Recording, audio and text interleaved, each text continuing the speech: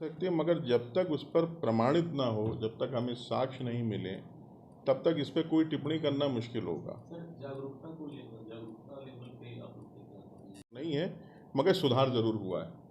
जो पहले की स्थिति थी आज से 4-5 साल पहले, उसमें लेकर अभी तक अब हमारे केसेस, हमारे चार्जशीट हो गए हैं, न्यायालय के विचारण में हैं, डायरी और एविडेंसेस बेटर दी जा रही हैं, साइंटिफिकली वैल्यूड हम लोगों की सारी चीज़ें हैं, फोरेंसिक्स की रिपोर्ट्स हैं। तो इसमें अब धीमे धीमे सुधार नज़र आ रहा है और अगले हमको लगता है साल भर में आप देखिएगा बड़े अच्छे कन्विक्शंस इसमें आएंगे। अभी तक का डेटा इस समय मेरे पास नहीं है, हम अगली बार आपको अगली प्रेस कॉन्फ्रेंस में होगा तो शेयर कर देंगे। दो बातें अगर पब्लिक से बिल्कुल पूछिए। तो आपका साइबर फ्रॉड से संबंधित है कि उसकी जब्ती की तरफ कदम आप बढ़ा रहे हैं। दूसरा सवाल कि चीफ जस्टिस के नाम पर धोखाधड़ी करने का मामला था, डीजीपी को कॉल करने का मामला, आदित्य को संरक्षण देने का मामला था, उस मामले में क्या चार्जशीट हुई है और क्या कार्रवाई आगे चल रही है?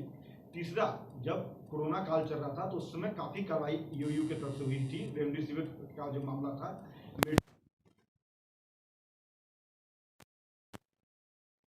के द्वारा दोषियों पर लिया गया था। तो ये कुछ इम्पोर्टेंट केसेस हैं और उसके बाद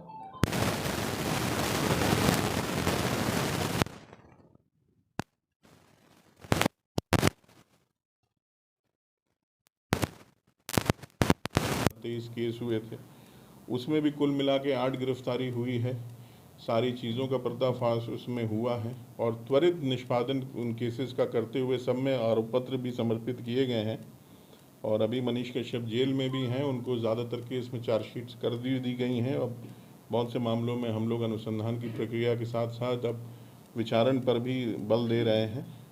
इसके अलावा कम्युनल सरेंडर किया है कोर्ट में और उनके आधार पर उन पर चार्जशीट की प्रक्रिया की जा रही है। अभी भी बहुत से लोग फरार हैं, जिसमें जैसा मैंने पहले बताया कि ये भी तार सिर्फ बिहार तक नहीं है, इसमें बंगाल, उत्तर प्रदेश, दिल्ली, हरियाणा, यहाँ तक के ये गैंग्स फैले हुए हैं। तो इन पर हम लोग अपने I4C एक हमारा मीडियम है जो भारत की गृह मंत्रालय के द्वारा स्थापित किया गया एक सेंटर है कोऑर्डिनेशन का क्राइम के मामलों में, साइबर क्राइम के मामलों में, उनकी भी हम लोगों ने मदद ली है और कंसर्न स्टेट पुलिस को भी रिक्वेजिशन भेजा गया है। यहाँ पर भी हमें साक्ष्य मिले हैं कि ये लोग छुपे हुए हो सकते हैं या कर रहे हैं, और दूसरे राज्यों की पुलिस से भी हम लोग इसमें कोऑपरेशन ले रहे हैं। एक बात जो आपसे मेरी बात होती है, संभावनाएं ज़रूर हैं। जो साइबर का एक्सपेंस है वो मैंने बताया ना कि आपको लोकल एरिया, राज्य, देश के बाहर का भी है। तो इसमें इस प्रकार के खतरे की संभावना बनी रहती है। इसमें एडवाइजरीज आती रहती हैं समय समय पर, या जो भी चीज़ें कहीं किसी और जगह हुई हैं उनके बारे में भी हम लोगों को शेयर किया जाता है। मगर अभी तक ऐसी कोई विशेष चीज़ हमारे स्टेट में नोटिस में नहीं आई है। हम लोग सतर्क हैं। हम लोग ने जितने भी सरकारी विभाग हैं, हमारे जो वाइटल इंस्टॉलेशंस हैं, उनकी सिक्योरिटी और उनकी जो सर्विलांस इंटरनल सिस्टम है, इनका इंटरनल सिक्योरिटी ऑडिट है, जो साइबर सिक्योरिटी से रिलेटेड उनकी अपनी पेट्रोलिंग है, वो सब सतर्क हैं इसमें। मगर ऐसे अभी कोई दृष्टांत यहाँ नहीं। सर आदि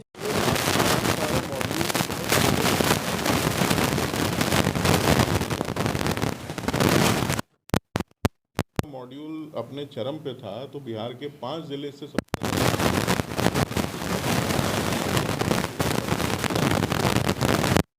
स्टेट में साइबर अपराध किसी राज्य तक, इसमें रोज नए नए तरीके, कहीं बैंक फ्रॉड्स के आपको रोज नए आयाम में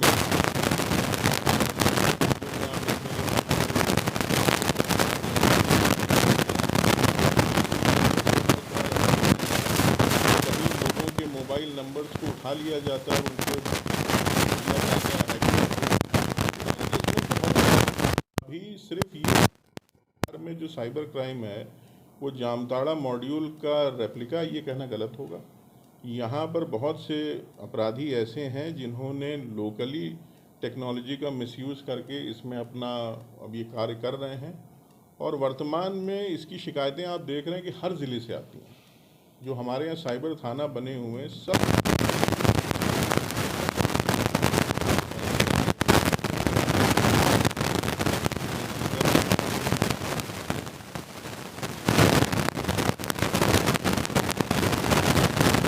पर्टिकुलर प्लेस पर सीमित नहीं की जा सकती सर सर, साइबर हैं। वो सारी चीज़ें हमने नोट में शेयर कर ली हैं। हम आपके माध्यम से एक बार फिर से बिहार के लोगों से अपील करेंगे कि वो बिल्कुल निर्भीक होकर अपनी सूचनाएं हमारी कॉल सेंटर्स पे दें, हमारे टोल फ्री नंबर्स पर दें। किसी प्रकार की यदि उनके साथ समस्या है साइबर रिलेटेड, या इवन अगर उनको ऐसा लगता है कि कोई इस तरह का षड्यंत्र रचा जा रहा है, कोई इस तरह की प्लानिंग हो रही है, तो वो हमारे बिहार पुलिस के भी जो हेल्पलाइन नंबर्स हैं, वेबसाइट है, फेसबुक है, कंट्रोल रूम में जो सेवाएं हैं, उस पर भी ज़रूर बताएं। बिकॉज हमारा अब सारा इंटीग्रेटेड है पुलिस मुख्यालय से, और डीजी साहब के नेतृत्व में हम लोगों ने इसको और मॉडर्नाइज करा है, इसकी दिशा में और कार्य है।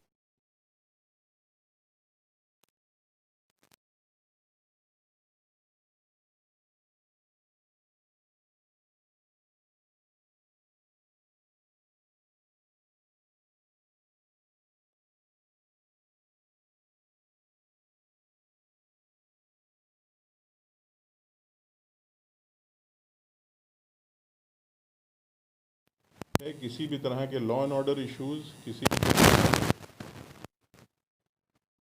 रिलेटेड प्रॉब्लम्स पर पूरी तत्परता से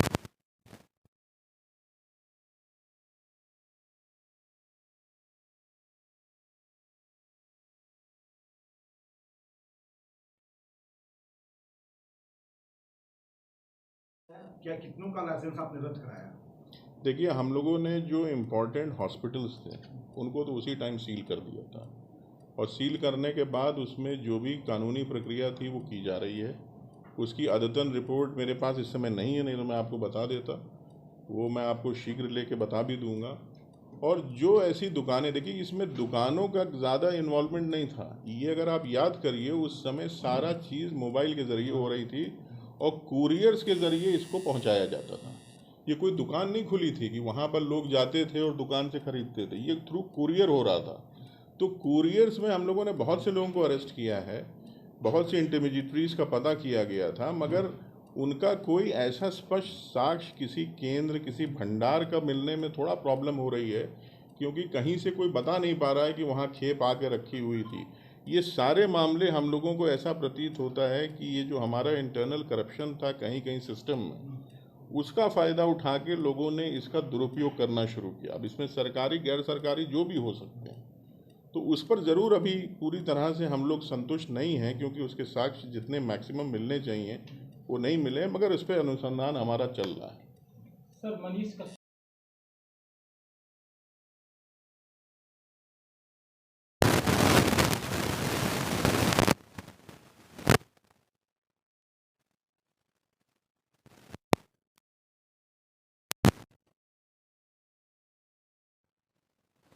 याद रखिए,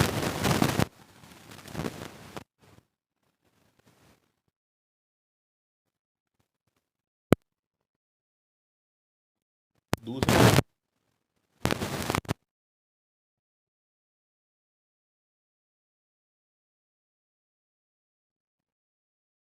उनके अन्य जगहों से भी जुड़े हुए थे, और एक इसमें चीज़ें अभी उसमें ऐसा नहीं है कि इसको हम बिल्कुल क्लोज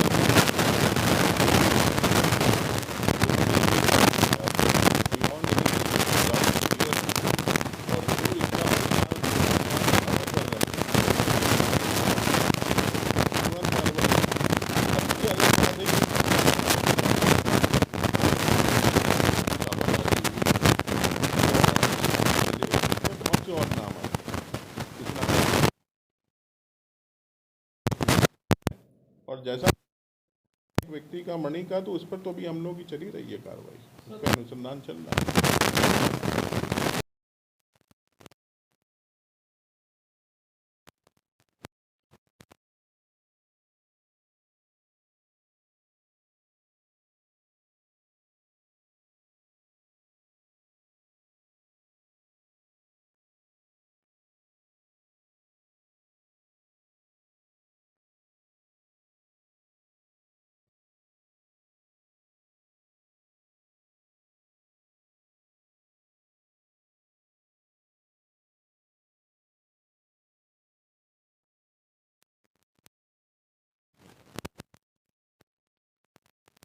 क्योंकि क्लियर हुए हैं सारे डिटेल्स, तो वो चल रही। तो वो तो एक देखिए कानूनी प्रक्रिया है, उसमें समय लगता है।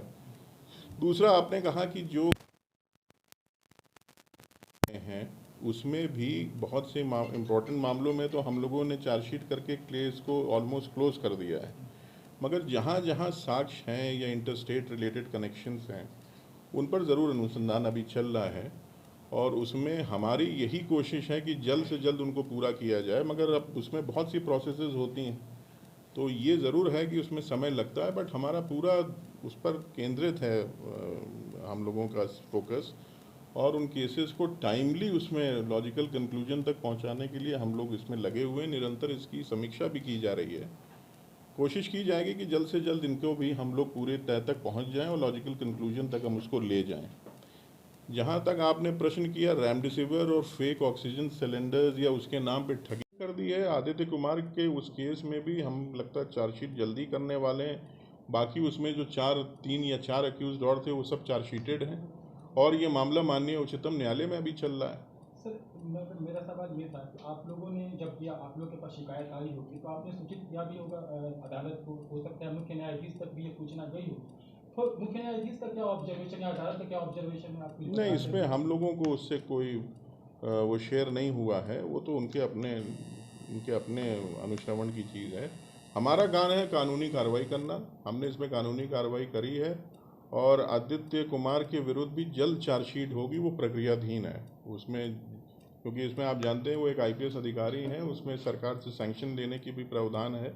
वो सारी प्रक्रिया में चल रहा है और शीघ्र उसमें भी चार्जशीट होगी। बाकी भी चार्जशीट्स हो चुकी हैं। केस की जांच में पूर्व डीजीपी साहब का भी नाम आया था, तो क्या उनका कोई इन्वॉल्वमेंट जांच में आया? नहीं, वो पूर्व डीजी तो कंप्लेनेंट है हमारे केस के, तो हमारी जांच में तो वो हमारे मतलब जिसे कहा जाए कंप्लेनेंट है। तो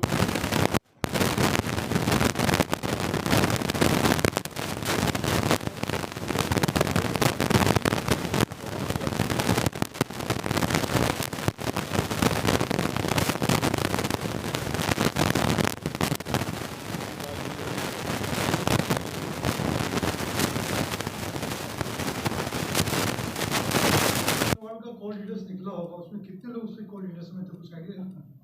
नहीं, अभिषेक अग्रवाल के जो डिटेल्स निकाले गए हैं उसमें तो अब देखिए बात तो किसी से आपसे भी हो सकती है, किसी की बात, तो इसका ये मतलब थोड़ी ना कि आप पर हमारा फोकस हो जाएगा। बात करना कोई अपराध नहीं है, मगर हाँ अगर उस बात से कोई अपराध की श्रेणी में उसका इन्वॉल्वमेंट हम लोग पाएंगे तभी ना उस पर जांच करेंगे, नहीं तो कॉल रिकॉर्ड में तो किसी का भी हज़ारों हजार कॉल होती हैं।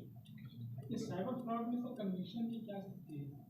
साइबर फ्रॉड के कन्विक्शन की स्थिति अभी बहुत का विस्तार तो देखिए ये चल रहा है, और हम लोग और प्रयास में हैं, क्योंकि ये अब और स्टेट ऑफ आर्ट बनेगा साइबर सेंटर हमारा। इसमें साइबर फोरेंसिक्स, उसके अलावा हमारा ट्रेनिंग सेंटर, फिर 1930, और इसके अलावा इसमें वीसी की फैसिलिटीज़ और डायरेक्ट गवर्नमेंट ऑफ इंडिया के साथ जो हम लोगों की वार्ता और समीक्षाएं होती हैं वो सब होंगी। तो वो तो विस्तार एक चल रहा है, हम लोग कोशिश करेंगे जितना और हो जाए जल्द से जल्द।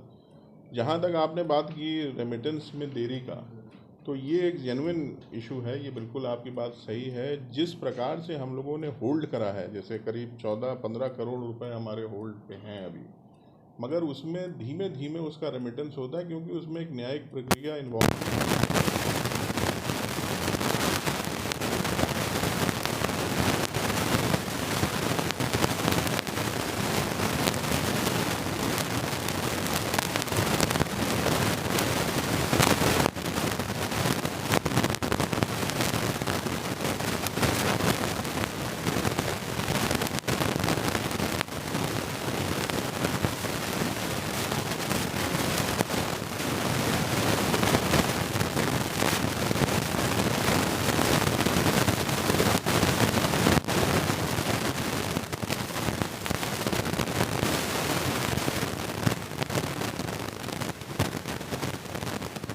जिससे हमें अनुसंधानकर्ता रैंक में और अफसर मिलेंगे, सब इंस्पेक्टर्स में इंक्वायरिंग अफसर और बढ़ेंगे, तो उससे नेचुरली ये प्रोसेस पिकअप करेगी। इन द मीन टाइम हम लोगों ने बैंकों के साथ भी लियाजनिंग अपनी की है, और उनको कहा है कि ऐसे मामलों में थोड़ा सरलता अपनाई जाए, क्योंकि अनुसंधान में तो समय लगता है, और केसेस का क्योंकि बाहर हर जगह बढ़ता जाता है समय के साथ, तो इसमें नेचुरली जो विक्टिम है वो चाहता है कि उसका पैसा इमीडिएटली उसको वापस मिले।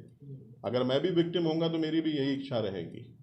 तो बहुत से केसेस में तो ये बैंक्स इसको ध्यान देते हैं, कर लेते हैं, मगर बहुत सी जगहों में हमने देखा देरी हो रही तो हम उनके साथ भी लगे हुए हैं। कोर्ट से भी सर कुछ मदद ली जा सकती है इस मामले में, क्योंकि कोर्ट जो है नहीं, कोर्ट का इसमें कोई बहुत ज़्यादा इन्वॉल्वमेंट नहीं है, ये तो बेसिकली इन्वेस्टिगेशन। साक्ष्य को प्राप्त देखते हुए प्रकरण दृष्टया जो साक्ष्य आप एविडेंस दे रहे हैं,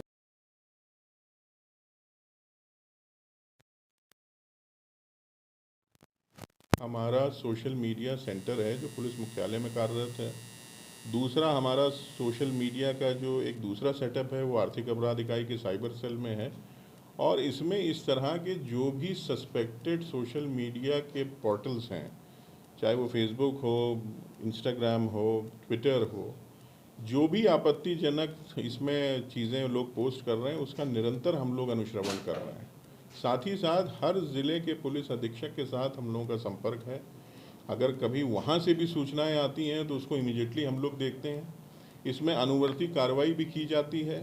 कार्रवाई के संबंध में मैं एक चीज़ ज़रूर बताऊंगा, क्योंकि मैक्सिमम ये विदेशी पोर्टल्स हैं, इनके जो कंपनीज़ हैं जो इसको चलाती हैं वो विदेश में हैं, उनके अपने कानून हैं जिसके तहत वो लोग कार्य करते हैं। तो हम लोग इसमें जो भारत के कानून के तहत प्रावधान है उसके तहत हम लोग उनके कानून पर लिख उसमें टेक डाउन नोटिसेस दी जाती हैं जिसमें आपत्तिजनक पोस्ट को हटाया जाता है तुरंत। उसके अलावा जो लोग इसको कर रहे हैं पोस्ट, उनके आइडेंटिटी के बारे में हम लोग उनसे मदद मांगते हैं। जैसे ही हमें वो आइडेंटिटी के डिस्क्लोज़ करते हैं तो उस पर हम लोग कार्रवाई भी करते हैं, एफआईआर भी होती है। तो थोड़ा सा प्रक्रिया में समय लगता है, मगर ये सारी चीज़ें की जा रही हैं और ये निरंतर ये ड्राइव चल रही है। इस पर हम लोग पूरी तरह सजग हैं। करने के भी जो मामले आए हैं उसमें भी साइबर सेल की भूमिका रही है। बिहार शरीफ में रामनवमी के अवसर पर जो उपद्रव हुआ था और जिस प्रकार से उसमें रामनवमी में विधि व्यवस्था की समस्या उत्पन्न करके डिस्टर्बेंसेस क्रिएट, उसमें आर्थिक 7/2023 एक केस दर्ज किया जिसमें ये साजिश का पर्दाफाश हुआ कि किस प्रकार से सोशल मीडिया का दुरुपयोग करके लोगों को इसमें प्रेरित किया गया, उनको प्रोवोक किया गया और एक पर्टिकुलर दिन जो प्रोसेशन था उसमें प्लानिंग के हिसाब से डिस्टर्बेंसेस क्रिएट किए गए और टारगेट्स भी उन लोगों ने उसमें चुने थे। ये केस अभी अनुसंधान में चल रहा है, मगर इसमें 6 इम्पॉर्टेंट लोगों की गिरफ्तारी हुई है। इसमें बिहार शरीफ में हम लोगों ने सर्चेज भी किया था आर्थिक अपराध की टीम और साइबर सेल की टीम के द्वारा।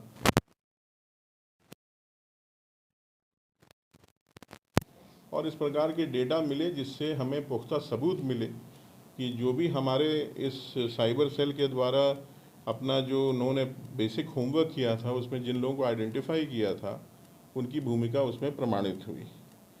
इसी प्रकार अभी कुछ दिन पहले बगहा में कम्युनल डिस्टर्बेंस हुए हैं और उसमें भी हम लोगों ने कल ही 3 केसेस को टेक ओवर किया है बगहा में, जो 2 साइबर थाने में हुए हैं और 1 नगर थाना बगहा में केस हुआ है। उन केसेस का अनुसंधान आर्थिक अपराध इकाई द्वारा ग्रहण किया गया है। साइबर सेल उसमें एक टीम ऑलरेडी हमारी डीएसपी के नेतृत्व में बगहा गई है। उसमें भी हम लोग शीघ्र पता लगाएंगे कि किसकी कंस्पिरेसी थी, कौन ऐसे तत्व संगठन थे जिनके द्वारा लोगों को प्रेरित किया गया, उनको प्रोवोक और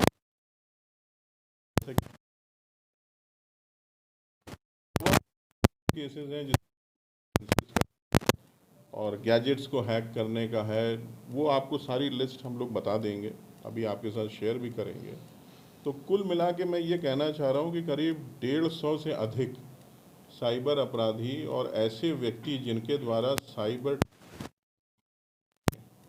अपराध किए गए उनकी गिरफ्तारी पिछले 6 महीने से लेकर अब तक की अगर लगभग 7 महीने में ऐसे इतने व्यक्तियों को गिरफ्तार पूरे बिहार में किया गया है और बहुत से लोगों पर ये केसेस चल रहे हैं। हम लोग इसमें फाइनेंशियल इन्वेस्टिगेशन पर भी तवज्जो दे रहे हैं और शीघ्र हो सकता है जो प्रोसीड्स ऑफ क्राइम से इन लोगों ने इनकम से अपनी संपत्ति बनाई है उसके विरुद्ध भी हम लोग कार्रवाई करेंगे, चाहे वो हमें ईडी की तरफ से जाना पड़े या हमारे जो कानून में जो प्रावधान है उनके तहत मगर वो कार्रवाई भी ऐसे लोगों के विरुद्ध की जाएगी जिनके विरुद्ध फाइनेंशियल इन्वेस्टिगेशन के साक्ष्य हमारे पास आएंगे। साइबर की ट्रेनिंग से रिलेटेड हैं, साइबर के बताना चाहूँगा, अपराध इकाई का जो साइबर सेल है वो पिछले कई महीनों से उसमें कुछ मॉडर्नाइजेशन भी हुआ है और उसमें नई तकनीक का भी काफ़ी इस्तेमाल किया जा रहा है। तो उसका जो फ़ायदा है और उसका जिस प्रकार का रिस्पॉन्स आ रहा है वो सोशल मीडिया से लेकर महत्वपूर्ण कांडों के अनुसंधान में असिस्टेंस के लिए और साथ ही साथ कुछ ऐसे भी मामले जो बैंकिंग फ्रॉड से रिलेटेड हैं, लोगों की प्राइवेसी से रिलेटेड इश्यूज़ हैं या अन्य साइबर अपराध की श्रेणी में जो मामले होते हैं, अनुसंधान, उसके उद्भेदन और उसके लिए एक प्रॉपर कार्य योजना बना के आगे कार्रवाई करने में सहायता प्रदान करती है। तो सबसे पहले तो मैं आपको ये बताना चाहूँगा कि इसमें पिछली बार भी हमने वर्णन किया था कि हमारी जो हेल्पलाइन है 1930 वो पूरी तरह कार्यरत हो गई है, जिससे जनता की परेशानी और उनकी शिकायतों का त्वरित निष्पादन होता है और उसमें कहीं पर भी यदि उनके अकाउंट से मनी हो रहा है, फ्रॉडुलेंट तरीके से विड्रॉ हो रहा है, तो उसकी रोकथाम में काफ़ी कारगर कार्रवाई की जा रही है। और ये कार्रवाई समय रहते की जाती है कि उसमें जमा राशि या जो खतरे में राशि आ रही है उसको होल्ड कर लिया जाए और बाद में केसेस दर्ज करके उनका रेमिटेंसेज उनके अकाउंट्स में कराया जाए। इसके अलावा हमारा जो दूसरा इसमें फोकस है वो है हमारी साइबर ट्रेनिंग का। हम लोगों ने इसमें कई कोर्सेज चलाए हैं जिसमें न्यायिक पदाधिकारी, पुलिस पदाधिकारी, पब्लिक प्रोसिक्यूटर्स, इन सब की ट्रेनिंग दी जा रही है और लगभग हमारे 1000 के आसपास पुलिस पदाधिकारियों को ट्रेनिंग दी गई है। काफ़ी अधिक संख्या में जुडिशल ऑफिसर्स के साथ ट्रेनिंग साझा की जा चुकी है। पब्लिक प्रोसिक्यूटर्स को भी हम लोगों ने ट्रेन किया और आईटी एक्ट के तहत जो उसमें प्रावधान है उनकी ट्रेनिंग दी गई है, उनको केस स्टडीज़ डिस्कस की गई हैं और जो इन्वेस्टिगेशन में लेटेस्ट जजमेंट हैं जो हाई कोर्ट के और सुप्रीम कोर्ट के ऑनरेबल कोर्ट्स के, उससे भी अवगत कराया गया है। तो इससे हमारा केसेस में जो एक इन्वेस्टिगेशन है, विचारण की जो प्रक्रिया है, उसको काफ़ी बल मिल रहा है। आप सभी को प्रेस नोट्स दे दिए जाएंगे, उसमें डिटेल में सारे आंकड़े भी हमने दे रखे हैं और उसके अलावा इसमें अवेयरनेस ड्राइव भी हम लोगों ने जनता में चलाई है। लगातार अवेयरनेस के लिए, जन जागरण के लिए, लोगों को प्रशिक्षित करने के लिए कि वो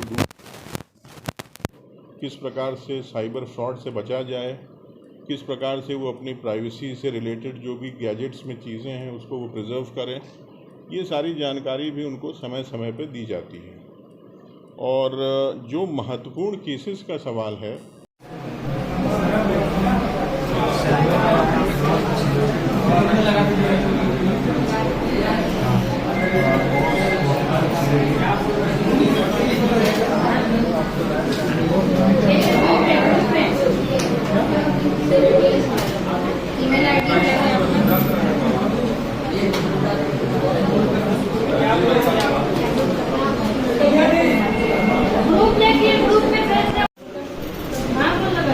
आप जितना पैसा पता है ना उसका आपको यूटीआर नंबर या ट्रांजैक्शन आईडी रखना पड़ेगा, ठीक है? हाँ हाँ